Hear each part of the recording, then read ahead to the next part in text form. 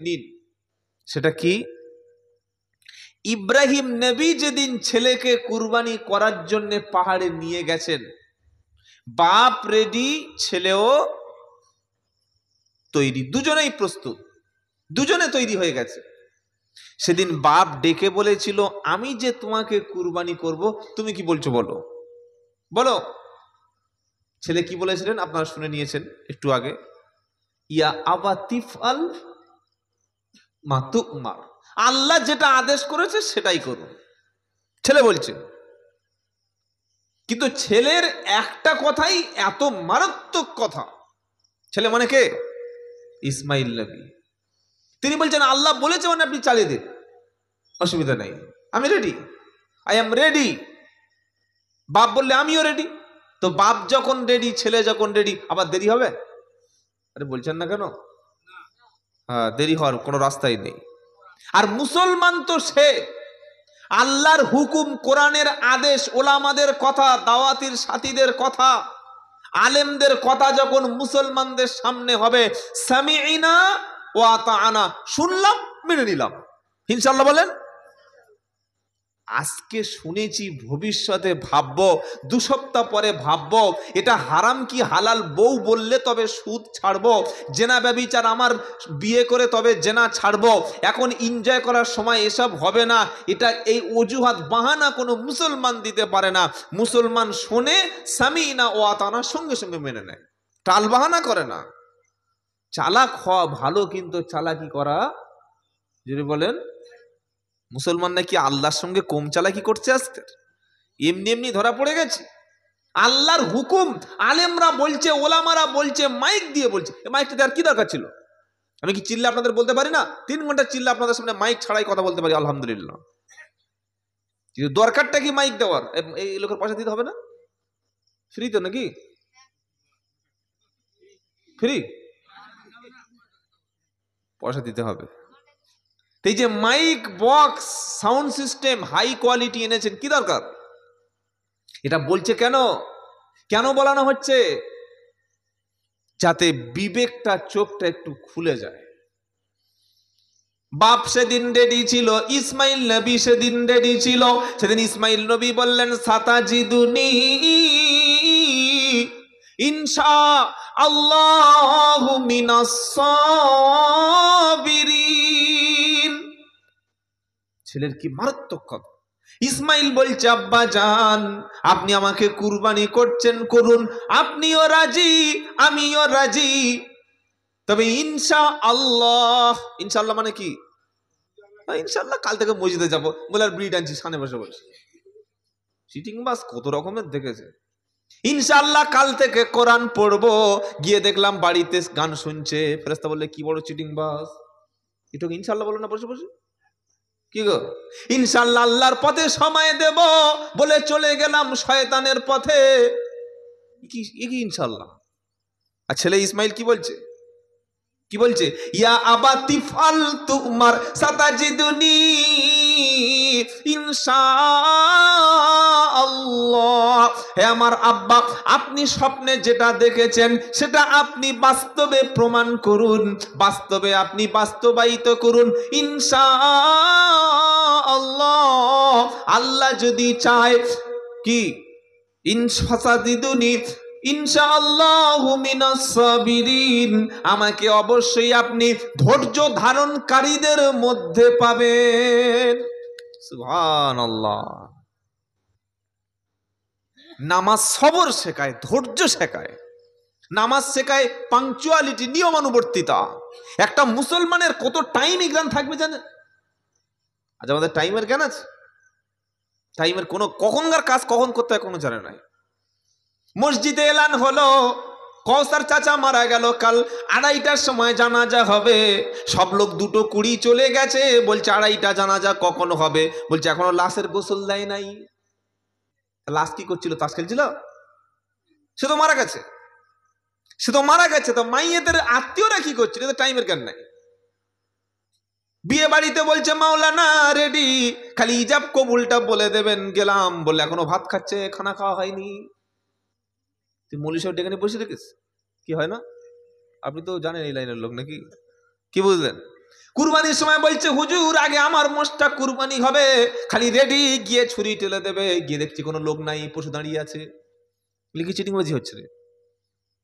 টাইমের জ্ঞান মুসলমানদের সবচাইতে বেশি থাকবে। আজ মুসলমানরা সবচাইতে সময় বেশি নষ্ট করে, সবচাইতে সময় নষ্ট করে। নামাজ হয়ে গেল, নামাজ হয়ে যাওয়ার পর আল্লাহ কি বলেছে এটা শুনুন। ফাইদা কুদিয়াতিস সালাত ফান্তাশিরু ফিল আরদ ওয়াবতাগু মিন ফাদলিল্লাহ ওয়াযকুরুল্লাহা কাসীরা। 28 নম্বর পারা 13 নম্বর পৃষ্ঠা 5 নম্বর লাইনের 10 নম্বর আয়াত সূরা জুমা।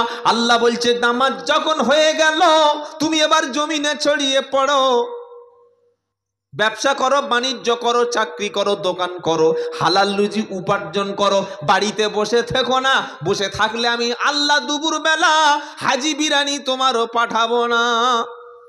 কি বলছেন আপনারা? যে ফজরের নামাজ পড়ে আর ওই হাতে একটা তসবিহ নিয়ে আর চোখ বুজিয়ে মসজিদের কোণে বসে আল্লাহ আল্লাহ আল্লাহ আল্লাহ আল্লাহ আল্লাহ আল্লাহ আল্লাহ আল্লাহ, জোহরের নামাজ হয়ে গেছে, হাজি বিরানি কই? হাজি বিরানি বোঝেন? নাম রেখেছে হাজি বিরানি, নামাজ পড়া দূরের কথা, পেশাব করে পানি নেয় না, হাজি বিরানি। কি বুঝলেন? তো আল্লাহ বলেছে যে আমি জোহরের সময় বিরানি পাঠাবো, বলেছে নাকি? এই বলছেন না কেন? এটার নাম তাওয়াক্কুল না। আমি কাজ করব, আল্লাহ আমার ওসিলা করে দেবে, এটার নাম তাওয়াক্কুল। আমি কাজটা করব, আমি চেষ্টা করব, আল্লাহ রাস্তা বার করে দেবেন, আল্লাহর উপরে ভরসা করব অবশ্যই, কিন্তু আমার তো একটা রাস্তা বার করে দিতে হবে, আমি তো একটু আগিয়ে যাব। আল্লাহ কি বলেছে? ফাযকুরুনি আযকুরকুম ওয়াশকুরুলি ওয়ালা তাকফুরুন।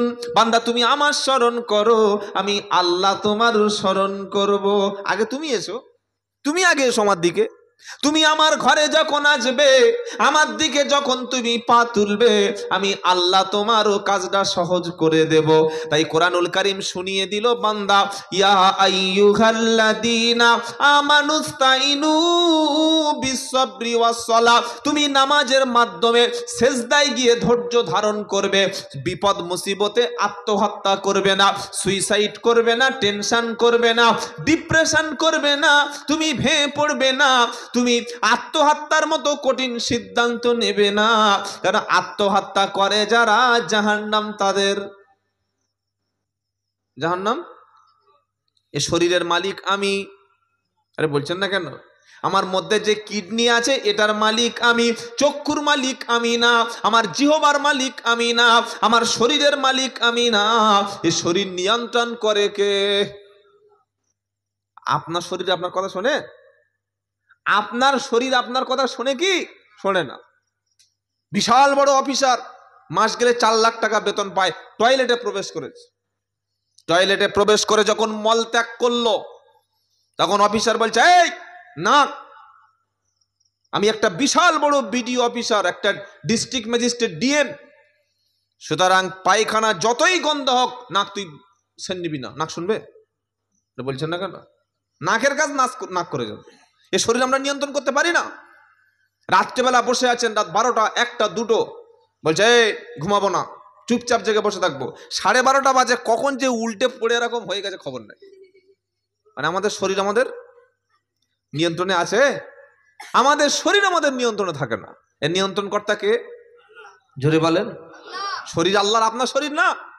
তাই শরীর আল্লাহর, কিডনি আল্লাহর, রক্ত আল্লাহর, হার্ট আল্লাহর, এটা নিয়ন্ত্রণ করে আল্লাহ। আর এই শরীরটা আল্লাহ রাস্তা ছাড়া অন্য কারোর রাস্তায় এই শরীরটা আপনি জখম করবেন, শরীরটা আপনি শেষ করে ফেলবেন, এটা জায়েজ না।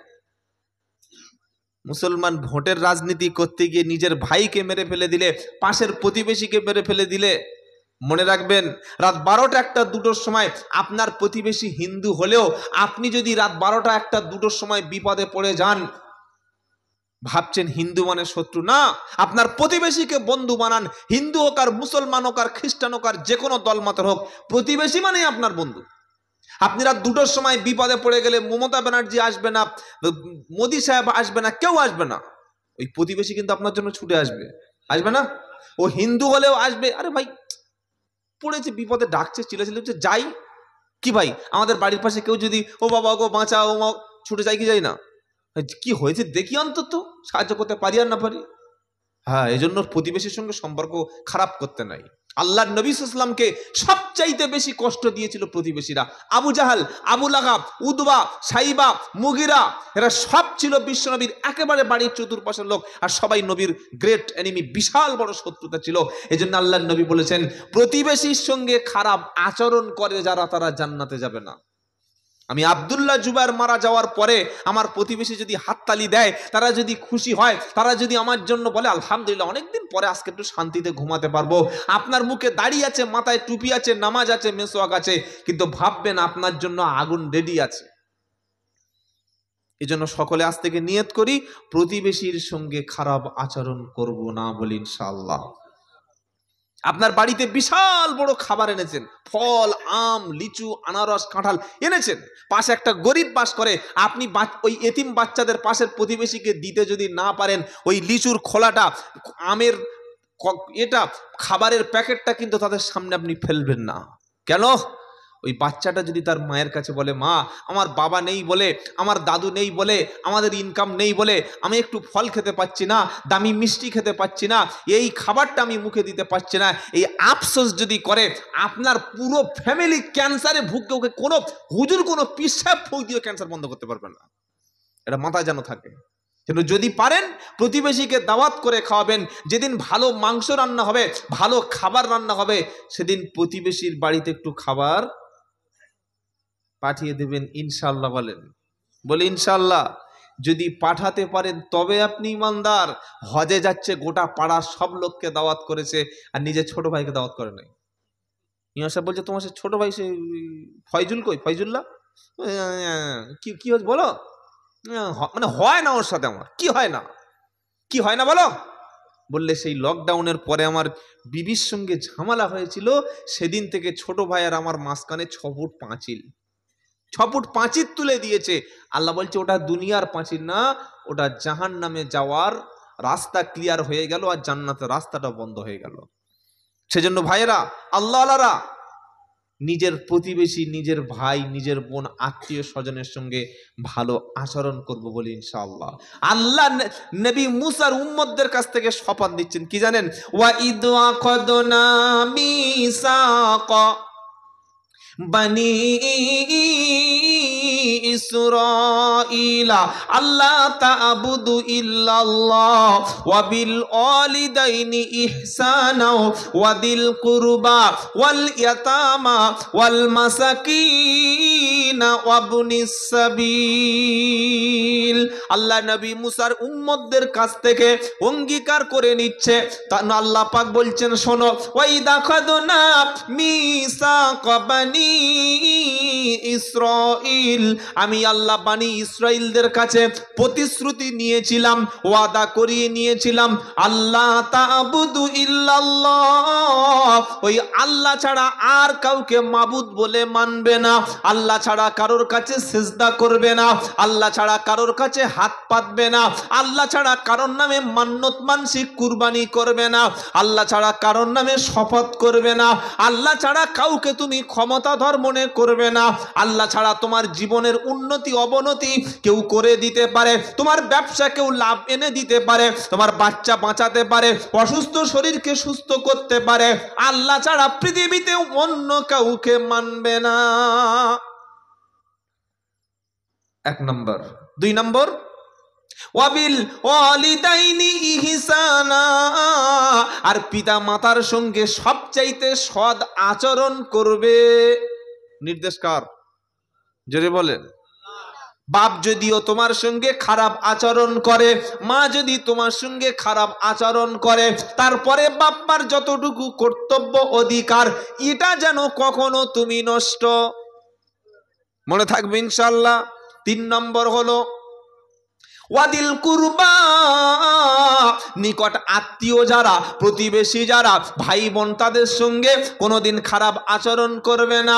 কোরআন 4 নম্বর শুনিয়ে দিয়েছে, ওয়াল ইয়াতামা, ইতিম যারা আছে, নাবালক সন্তান যারা আছে, ছোট ছোট বাচ্চা বাপ মারিকে মারা গেছে, তাদের সঙ্গে খারাপ আচরণ করো না, তাদের প্রাপ্য মর্যাদাটা বুঝিয়ে দাও। ওয়াল মাসাকিন, আর মিসকিন যারা আছে, মিসকিন কাদের বলে? যাদের বাড়িতে খাবার নাই, দেখলে মনে হবে না যে লোকটা ক্ষুধার জ্বালায় কষ্ট পাচ্ছে। বাড়িতে একটা টাকা নাই, দেখলে মনে হবে না যে লোকটা গরিব। বাড়িতে পয়সা নাই, দেখলে মনে হবে না যে লোকটার কাছে পয়সা নাই। তুমি তার অবস্থা, সিচুয়েশনটা বুঝে তাকে কিছু চাল কিনে দাও, কিছু খাবারের ব্যবস্থা করো, কিছু অর্থ দিয়ে সাহায্য করো। তুমি দুনিয়ায় মানুষকে যদি সাহায্য করো, মুসিবতের দিন ওই আল্লাহ তোমাকে সাহায্য করবে। জীবনে একবার হজ করা ফরজ। আমাদের এলাকায় ট্রিপল হাজি আছে, 3 বার হজ করেছে। সব জায়গায় বলে আমি 3 বার হজে গেছি। একবার হজ করা ফরজ, বাকি হজের টাকাটা দিয়ে পাড়ায় একটা গরিবের এতিমখানা করুন। বাকি টাকাটা দিয়ে একটা ছেলে লেখাপড়া শিখতে পারছে না, তাকে ভালো স্কুলে ভর্তি করে দিন। একবার হজ করে বাকি টাকাটা দিয়ে একটা গরিব অসহায়ের মেয়ে বিয়ে হচ্ছে না, আপনি যতটুকু পারেন সহযোগিতা করুন। কথা মনে থাকবে ইনশাআল্লাহ। একবার হজে গিয়েছেন, বাকি হজের টাকাটা দিয়ে পাড়ায় যদি ভালো স্কুল না থাকে একটা স্কুল করে দিন। একবার হজে গিয়েছেন, বাকি হজের টাকাটা দিয়ে আপনি 10 পিস 20 পিস 30 পিস করে কোরআন শরীফ 50-60টা মসজিদে কিনে দিন। মনে থাকবে ইনশাআল্লাহ। পাড়ায় একটা লোক, ওই খুব গরিব মানুষ, ঘর বাঁধতে পারছে না, ওই লিন্টন পর্যন্ত ঘর করে আর ওই ত্রিপল দিয়ে কোনো রকমে আছে, বৃষ্টি আসলে জুবুথুবু অবস্থা।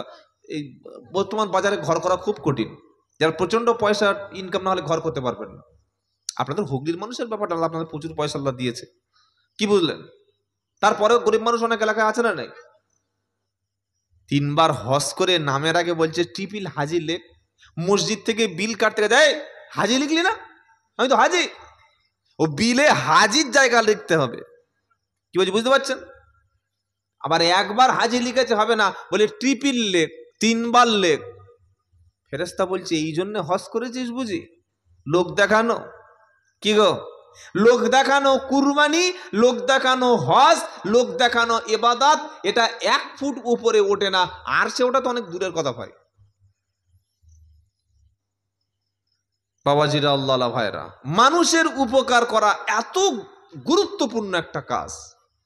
এজন্য ইসলাম প্রথমে আপনাকে বলেছে আগে মানুষের সহযোগিতা করো, আল্লাহ তোমাকে সহযোগিতা করবে। বলুন সুবহানাল্লাহ। নবী মদিনায় গিয়ে নামাজ পড়ো, রোজা করো, হজ করো, যাকাত দাও, ব্যাস ইসলাম শেষ? নো। মদিনায় যাওয়ার পরে একদিকে যেমন তিনি নামাজ প্রতিষ্ঠা করেছিলেন, আর একদিকে তিনি যাকাত ব্যবস্থাকে বাধ্যতামূলক করে দিয়েছিলেন। এমন অর্থনীতির অবস্থা, এত জিডিপি মদিনায় বেড়ে গিয়েছিল। আল্লাহর নবীর ইন্তেকালের পরে, 4 খলিফা ইন্তেকালের পরে, বাদশা আব্দুল আজিজ রহিমাহুল্লাহ তার যুগে যাকাত নেওয়ার মতো লোক আর ছিল না। কি বলছি বুঝতে পেরেছেন? কি আশ্চর্য কথা না? কে যাকাত দেবে? লোক নেই, সবাই তো ধনী ব্যক্তি। কিন্তু আজ আমাদের মুসলমানদের মধ্যে গরিব প্রচুর আছে। কেন আছে? আমরা আমাদের ভাইদের পাশে দাঁড়াই না। আমি দাড়ি টুপি হজ পাঞ্জাবি দাওয়াত পীরের মুরিদ, মাশাআল্লাহ, আমার জান্নাত মোটামুটি 12-14টা রুম কেনা হয়ে গেছে। কি বুঝলেন? হজ করেছি, যাকাত দিয়েছি, কুরবানি দিয়েছি, জলসা দিচ্ছি, মিলাদ দিচ্ছি, খানা। জান্নাত কটা নেবো? আর অত জান্নাত কি হবে? 3-4টে বুক হয়ে গেছে। সামনে বছর হজে যাবো, ব্যাস আরেকটা বুক হয়ে যাবে। কি বুঝলেন? আর এই যে কুরবানি দিচ্ছি, আর লেজ ধরে ধরে পার হয়ে যাবো, তাই তো নাকি? আর বলছেন না কেন? সাহাবারা বললেন নবী সামনে বসে আছে। নবী বললেন সাহাবারা বলো তো সবচাইতে গরিব ব্যক্তি কাকে বলে, অসহায় ব্যক্তি কাকে বলে? সাহাবারা বললেন নবী। সাহাবা কাকে বলে বোঝেন? কারা? যারা এই নবীর জামানায় পুলিশ বাহিনীতে কাজ করতো তারা নাকি? সাহাবা মানে সাথী। হ্যাঁ, নবীর সাথী, যারা যারা নবীকে দেখেছে, ঈমান এনেছে, আর মরণের সময় ঈমান নিয়ে, নবীকে দেখলেই আবার সাহাবা হয় না। আবু জেহেল তো নবীকে দেখেছে। কি গো? আর কিছু কিছু মানুষ কি বক্তব্য করে জানেন? নবীর যে একবার দেখবে, একবার নবীকে দেখলো, তার জন্য আল্লাহর জান্নাত ওয়াজিব হয়ে গেল। জোরে বলুন। হ্যাঁ, সুবহানাল্লাহ। নবীকে একবার দেখলে যদি জান্নাত পাওয়া যায়, আবু জাহেল তো সকালবেলা নবীর বাড়ি প্রতিদিন দেখতো, আবু জাহেল কোন জান্নাতে যাবে? হ্যাঁ, আবু তালেব নবীর চাচা, কোলে করে মানুষ করলো, নবীকে খাওয়ালো, শত্রুর হাত থেকে নবীকে বাঁচালো, অথচ আবু তালেব আগুনে প্রবেশ। তাহলে নবীকে দেখলে শুধুমাত্র জান্নাতি ভাবা বোকামি। আবার অনেকে বলে একবার যদি ঘুমিয়ে ঘুমিয়ে বিশ্ব নবীকে স্বপ্নে দেখে নিতে পারি জাহান্নাম হারাম হয়ে যাবে। দারুণ বক্তব্য তো। একবার নবীকে দেখলে জাহান্নাম হারাম হয়ে যাবে? নামাজ লাগবে না, রোজা লাগবে না, দাওয়াত লাগবে না, মেহনত লাগবে না, জাকাত লাগবে না, পরিশ্রম লাগবে না, ইসলামের জন্য স্যাক্রিফাইস করতে হবে না, এমনি এমনি জান্নাত। নবীকে দেখা উম্মতের একটা স্বপ্ন। নবীকে যিনি দেখলেন সে ব্যক্তি বিশুদ্ধ নবীকে দেখলেন, কারণ শয়তান নবীর রূপ ধারণ করতে পারে না, বলুন সুবহানাল্লাহ। কিন্তু নবীকে একবার দেখলেই যে জান্নাত ওয়াজিব হয়ে যাবে, আমল লাগবে না, ঈমান লাগবে না, নামাজ লাগবে না, কুরবানি লাগবে না, দিন লাগবে না, চরিত্র লাগবে না, সততা লাগবে না, নাফরমানি করবে না, নবীকে দেখলে জান্নাত ওসিন ভুলে যান। কারণ সারা জীবন আবু জেহেল, আবু লাহাব, উতবা, সাইবা, মুগিরা নবীকে দেখেছে, এমনকি আল্লাহর নবীকে দাওয়াত পর্যন্ত খাইয়ে জাহান্নামে চলে গেছে ইহুদি বুড়ি, জানেন না? কি গো, নবীকে দেখলেই হবে না, ঈমান নিয়ে আসতে হবে। কথা মনে থাকবে ইনশাআল্লাহ। তো সাহাবারা বললেন, হুজুর গরিব কোন ব্যক্তি? নবী বললেন, শোনো, গরিব তোমরা কাকে বলো? সাহাবারা বললেন, হুজুর দুনিয়ায় যার ঘর নাই, টাকা নাই, বাড়ি নাই, অর্থ নাই, সম্পদ নাই, তাকে তো আমরা গরিব বলি। আমার নবীজি বললেন, না, গরিব কিন্তু ব্যক্তি না, গরিব হবে কিয়ামতের দিন আসল গরিব। কিয়ামতের দিন একটা ব্যক্তি বিশাল বড় নেকির বোঝা নিয়ে উঠবে, আর নেকির বোঝা যখন নিয়ে উঠবে ও ভাববে এত বড় নেকি এনেছি মানে জান্নাতে চলে যাব। আল্লাহ বলবে, শোনো, ফামান সাকুলাত মাওয়াজিনুহু ফাউলাইকা হুমুল মুফলিহুন।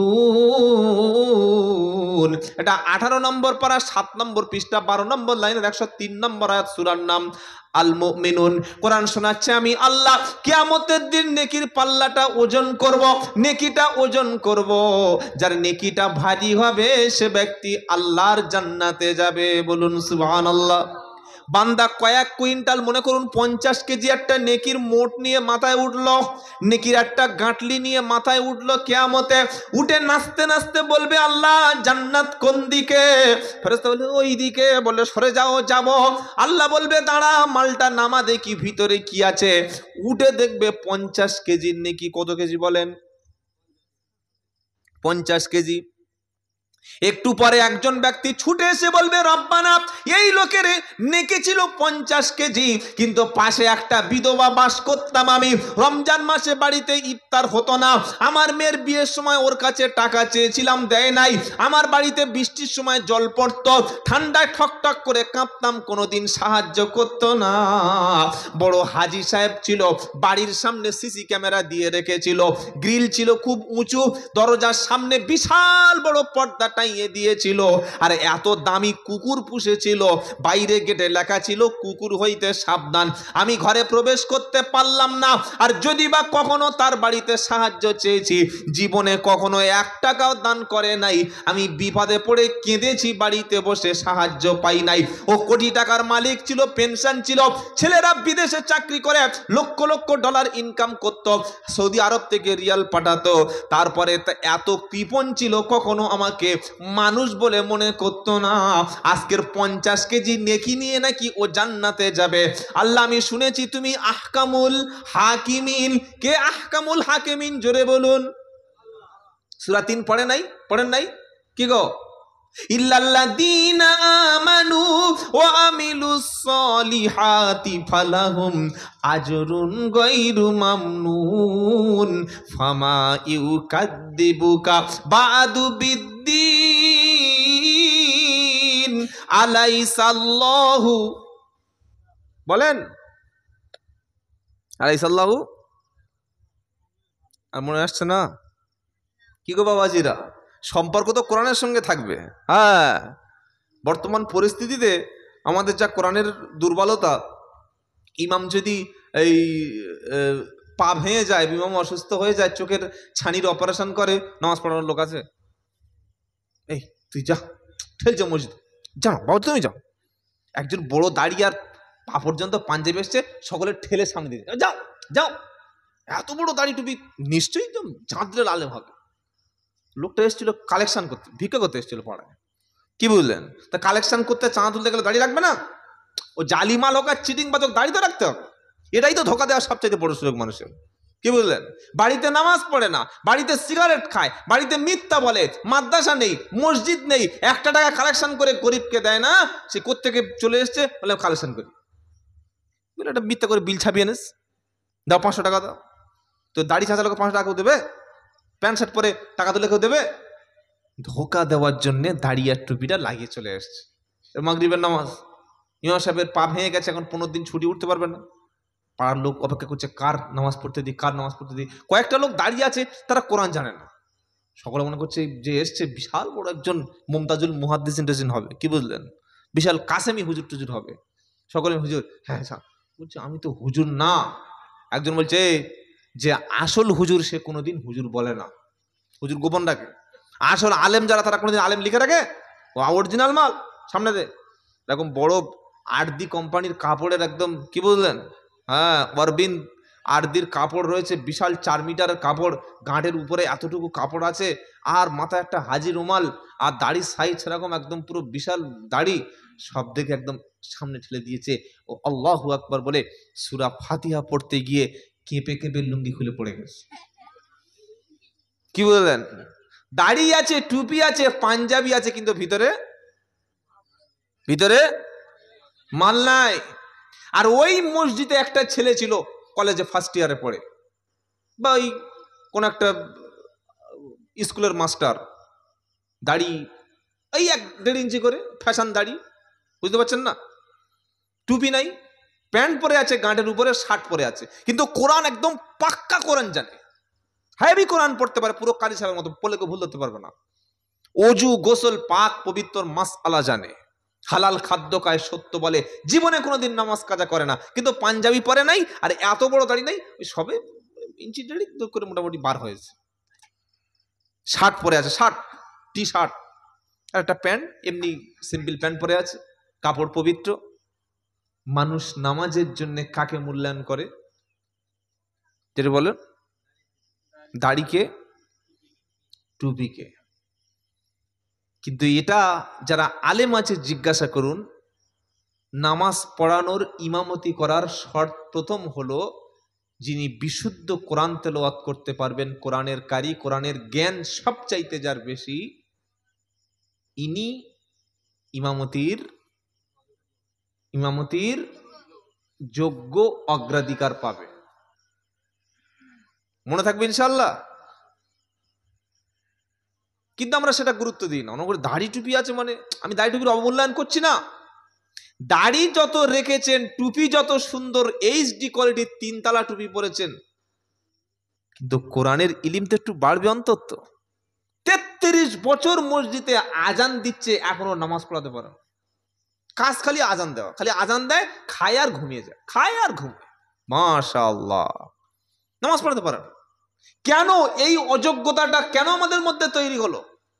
আর আমরা কি মনে করেছি জানেন? আমরা মনে করি কোরআনটা শুধুমাত্র আলেমরা ওলামারা পড়বে, আমাদের কাজ শুনে যাওয়া, এ করে যাওয়া। কিন্তু না ভাই, সকলের মধ্যে কোরআনের কিছুটা না কিছু জ্ঞান থাকবে, কারণ ইলিম অর্জন করা ফরজ। প্রত্যেকটা ছেলে প্রত্যেকটা মেয়ে যেন কোরআন শিখতে পারে, এই ব্যবস্থা মসজিদ কমিটি করবেন বলেন ইনশাআল্লাহ। মহল্লার মধ্যে গরুর কুরবানি, মোষের কুরবানি করুন। 80,000 টাকার মোষ গরু না কুরবানি করে যদি একটু ছোট সাইজের হালকা গরু আনি, আল্লাহ কবুল করবে না? বাকি টাকাটা বাঁচিয়ে আপনার ছেলের শিক্ষার পিছনে ব্যয় করুন, আপনার মেয়ের শিক্ষার পিছনে ব্যয় করুন, আপনার ছেলের দিনের পিছনে ব্যয় করুন, তবে তো কামিয়াব হবে। কুরবানির 20-22 দিন বাকি আছে, 250 লিটারের 5 স্টার ফ্রিজ কিনে এনেছে, কি বুঝলেন? মাল খালি ঢুকিয়ে ঢুকিয়ে জমাবে। ফোন করে বলছে হুজুর ফ্রিজে কতদিন মাংস রাখা যাবে, কুরবানির মাংস কতদিন খাওয়া যাবে?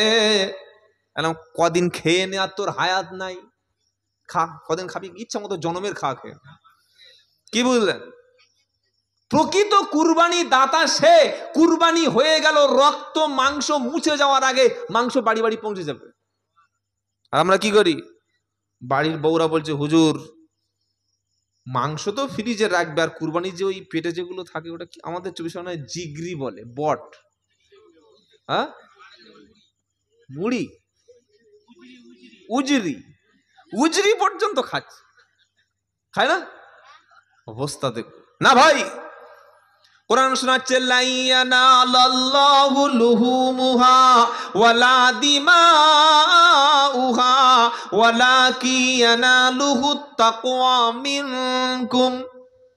17 নম্বর পারা 15 নম্বর পৃষ্ঠা 13 নম্বর লাইনে 37 নম্বর আয়াত সূরা হাজ।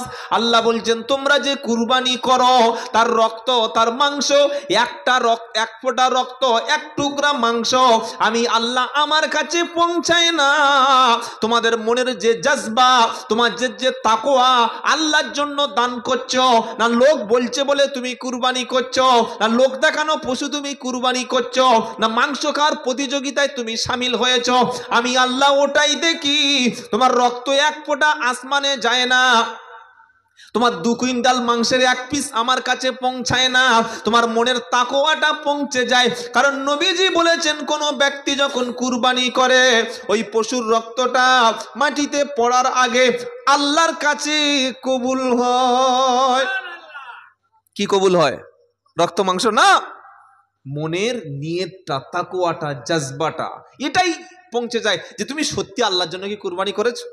বাবা যেটা আল্লাহ ভাইরা, তো সূরা 3-এর শেষে কি আছে? আলাইসাল্লাহু বিআহকামিল হাকিমিন।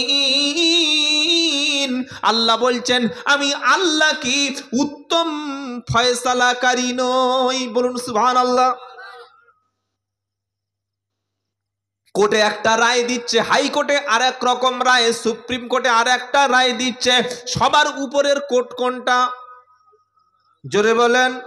আজকে যারা বিচার করছে অন্যায় ভাবে, কিয়ামতের দিন তাদের বিচার হবে কি হবে না? কারণ সূরা ফাতিহায় আমরা আল্লাহকে বলেছি মালিকি, এটা তো জানেন, মালিকি, মালিক তিনি, বিচার করবেন যিনি, মালিক তিনি, বিচার করবেন যিনি, যিনি হবেন সেদিন বিচারপতি। বড় বড় বিচারপতি সেদিন এতিমের মতো দাঁড়িয়ে থাকবে। এজন্য কোনোদিন যদি জাস্টিস না করতে পারেন, যদি ন্যায় বিচারটা না করতে পারেন, যদি জালিমের বিচার না করতে পারেন, মাজলুমের পক্ষে অন্তত দাঁড়াবেন, জালিমের পক্ষে থাকবেন না, তা নাহলে কিয়ামতের দিন মুসিবতে পড়ে যাবে। এটা মাথায় যেন থাকে। সেদিন বিধবা মেয়ে বলবে রব্বানা 50 কেজি নেকি নিয়ে উঠেছে, উনি হজে যাবে বলছে, আল্লাহ আমি সারা জীবন ক্ষুধার্ত ছিলাম, আমার বাড়িতে অভাব ছিল, ওর ব্যাগে তো 50 কেজি নেকি আছে, এখন আমার কি দেবে বলো? আল্লাহ বলবে কি দিবি দে। বললে আল্লাহ তো কষ্ট মানে আগে ওর মালটা দে, আনলোড কর। 50 কেজির মধ্য থেকে 10 কেজি পাবে পাশের প্রতিবেশী বিধবা। আর কত কেজি আছে জোরে বলেন। আর একজন ব্যক্তি বলবে রব্বানা আমার সঙ্গে ব্যবসা করতো খুব সুন্দরভাবে, কিন্তু 10,000 টাকা ঝেড়ে দিয়েছিল, বারবার ওর কাছে টাকা তাগাদা করতাম, টাকা চাইতাম, ও দিত না। ও বললে ঠিক আছে দেব দেব দেব করতে করতে কবরে চলে গেল। আমার পরিশ্রমের টাকা, হালাল অর্থ, আমার টাকা মেরে দিয়েছিল রব্বানা, আজ কিয়ামতের দিন ওকে ছাড়ছি না। টাকা মারা যে কি যন্ত্রণা রে ভাই, মরণের পরে বুঝতে পারবে। মানুষের টাকা মেরে দেওয়া, গরিবের অর্থ নষ্ট করা।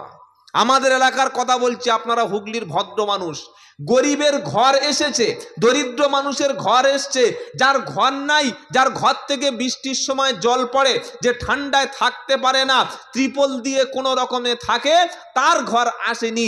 আর যার ঘরের দরকার নাই তার ঘর উপর থেকে ঘর। কি বলছে কথা বুঝতে পারছেন না? মাল খেয়ে নিচ্ছে। এরা হচ্ছে সবচাইতে বড় জালিম, গরিবের অধিকার যারা নষ্ট করে। কিয়ামতের দিন বলবে আল্লাহ, ওকে 10,000 টাকা মেরে দিয়েছিলে, তুমি 10,000 টাকা তো এখন দাও। বলবে আল্লাহ মাল কোথায় পাবো? আল্লাহ বলবে নেকি দাও। 20 কেজি চলে গেল 30 কেজি। জোরে বলেন, এটা সত্য কথা বলবো বলবো ইমাম সাহেব বলবে রব্বানা 30 বছর ইমামতি করতাম, 6,000-এর বেশি মাইনে। সব মহল্লায় কি যন্ত্রণা, ইমামদের মাইনে দিতে চায় না। এত বড় নাফরমানি আমরা মুসলমান ইমানদার ইমাম সাহেবদের সাথে করি, আলেমদের সাথে করি, এটা উচিত না। আলেম ইমাম একজন লোক 30টা দিন ডিউটি করছে, আপনার বিবেক কি বলে? তার অন্তত এতটুকু বেতন তো দেওয়া দরকার যাতে তার সংসারটা ভালোভাবে চলে। হ্যাঁ ইমাম সাহেব আপনার টাকায় বরকত আছে, আপনার টাকা, ওর টাকা কি ওটা সৌদির টাকা না ওটা ডলার, যে 1 টাকায় 68-50 টাকা হয়ে যাবে, ও তো ইন্ডিয়ান রুপি। এটা করবেন না। ইমাম সাহেবের টাকায় বরকত আছে। 5,000 6,000 টাকা, 6,000 টাকায় কি হয়? কি হয় 6,000 টাকায়? 500 টাকা বাজারে নিয়ে গেলে একটা ব্যাগ ভর্তি হয় না। ইমাম সাহেবের 6,000 টাকা বেতন দিচ্ছে। মেয়ের বিয়ের সময় ইমামকে দিয়ে দোয়া করে নিলাম, ইজাব কবুল করে নিলাম, ইমাম সাহেব 2,000 টাকা দিন। কুরবানি 80,000 টাকার পশু কুরবানি করেছেন, 500 টাকা ইমাম সাহেব চাইতে হবে কেন? উনি জবাই করে নিয়ে ছুরি টাকাটা দিচ্ছে, আসার সময় দিচ্ছে। পাকা চিটিং বাজ দেবে না, ও নামাজ পড়তে যাবে না, টাকা দেবে কি করে? 80,000 টাকার কুরবানির পশু জবাই করতে পারলেন, আর যিনি সম্মানের সঙ্গে সে আপনার বাড়িতে জবাই করে দিল, আপনি একটা টাকা দিলেন না। কি বুঝলেন? এটা উচিত নয়। বাবাজিরা, আল্লাহ আল্লাহ ভাইরা, জ্ঞানী জনেরা, সুদী মানুষেরা, নেই নিষ্ঠ বোনেরা, মানুষের হক আদায় করতে শিখুন। আল্লাহ বলবে সেক্রেটারি সাহেব, ক্যাশিয়ার সাহেব, দাও ইমামের কি দেবে, দাও দাও হিসাব দাও। ইমামের 5 কেজি নেকিতে চলে গেল, আর কোন রকমের 25 কেজি আছে। ওই সময় আব্বা বলবে রব্বানা, আমার সন্তান আমি মানুষ করেছিলাম, ডাক্তার বানিয়েছি, মাস্টার বানিয়েছিলাম, আমার সন্তানকে স্কুল কলেজ ইউনিভার্সিটি পড়িয়ে বিএড করিয়ে চাকরির ব্যবস্থা করে দিয়েছিলাম। চাকরি করার পরে বাপ মাকে ভুলে গেল, ভাইদেরকে ভুলে গেল, বোনদের ভুলে গেল, সব কিছু নিয়ে বর্ধমান সিটিতে ফ্ল্যাট নিয়ে নিজে আনন্দে এনজয় করেছে, জীবন যাপন করেছে। আমি বাপ 10টা বছর বিছানায় পড়েছিলাম, ওর মা 10 বছর বিছানায় পড়েছিল। শিক্ষিত ছেলে, পয়সাওয়ালা ছেলে, আপডেট ছেলে, এডুকেটেড ছেলে, আমাকে কোনোদিন খবর নেয়নি। আজকের ছেলেকে আমি কখনো ছেড়ে দেব না। আল্লাহ বলবে কি দেবে, দাও। ওখানে মোটামুটি 10 কেজি আগে ফেলে দাও, আর ক কেজি আছে জোরে বলেন? কোন রকমে 15 কেজি নিয়ে আছে। ব্যাগটা তখন গুড়িয়ে নিয়ে জান্নাতের দিকে যাবে বলে রেডি হবে। পাশ থেকে একজন লোক ছুটে এসে বলবে আল্লাহ, এই চিটিং বাস কোথায় যাবে? বলবে জান্নাতে। বলবে না আল্লাহ, হবে না। বললে কেন আটকে দিচ্ছ কেন? তখন বলবে রব্বুল আলামিন আমার কাছ থেকে টাকা নিয়েছিল জমি দেবে বলে। প্রচুর মুসলমান আছে এক জমি 3 বার করে বেচে খায়। আপনাদের হুগলিতে নাই, আমাদের 24 পরগনা বারাইপুরে আছে, আমার গ্রামেই আছে। জমির অরিজিনাল দলিলটা চেপে রেখে দিয়ে জমির নকল জেরক্স করা মাল নিয়ে 80,000 20,000 টাকা 5 জন 6 জনের কাছ থেকে ঝেড়ে খেয়েছে। এ আবার নাকি মুসলমান? নবী বললেন মান গসানা ফালাইসা মিন্না, যে ব্যক্তি আমার উম্মতকে ধোঁকা দেবে ও আমার উম্মতের মধ্যে পড়ে না। দাড়ি, টুপি, পাঞ্জাবি, মেসওয়াক এগুলো সব তো ভালো, কিন্তু চারিত্রিকভাবে যদি কোনো উন্নত না হয়, যদি ধোঁকাবাজি না বন্ধ হয়, চিটিংবাজি না বন্ধ করতে পারি, এরকম দাড়ি টুপি রেখে কোনোদিন জান্নাত পাওয়া যাবে না। আল্লাহর কাছে আরেকজন গিয়ে বলবে রব্বানা জমি দেবে বলে আমাকে টাকা ঝেড়ে দিয়েছিল, আর টাকা দেয় নাই। প্রভাব ছিল, প্রতিপত্তি ছিল, রাজনৈতিক ব্যক্তিদের সঙ্গে ভালো সম্পর্ক ছিল, আমিও ভয়ে কিছু বলতে পারি নাই। কিন্তু আজকের কিয়ামতের দিন মালিকি ইয়াউমিদ্দিন, বিচার দিনের মালিক আল্লাহ, আপনি তো বিচারে বসেছেন, আর বিচার কিন্তু সেদিন কোনো হাত দিয়ে বিচার হবে না। সেদিন কোনো সাক্ষীর প্রয়োজন নাই। সাক্ষীকে আল্লাহ নাকি দিয়েছে, কি বলতে শুনুন, সাক্ষীকে নিজে, সাক্ষীকে জেরে বলো, আল ইয়াউমা নাখতিমু আলা আফওয়াহিহিম ওয়া তুকাল্লিমুনা আইদিহিম ওয়া তাশহাদু আরজুলুহুম বিমা কানু ইয়াকসিবুন। এটা 23 নম্বর পারা 3 নম্বর পৃষ্ঠা 9 নম্বর লাইনের 59 নম্বর আয়াত, সূরার নাম ইয়াসিন। কোরআন শোনাচ্ছে সাক্ষী আমি কি করে হাজির করব। আল ইয়াউমা নাখতিমু আলা আফওয়াহিহিম ওয়া তুকাল্লিমুনা আইদিহিম ওয়া তাশহাদু আরজুলুহুম বিমা কানু ইয়াকসিবুন। সেদিন বান্দার স্পোকিং পাওয়ার কেড়ে নেব, মুখ থাকবে, ছবি হবে শব্দ।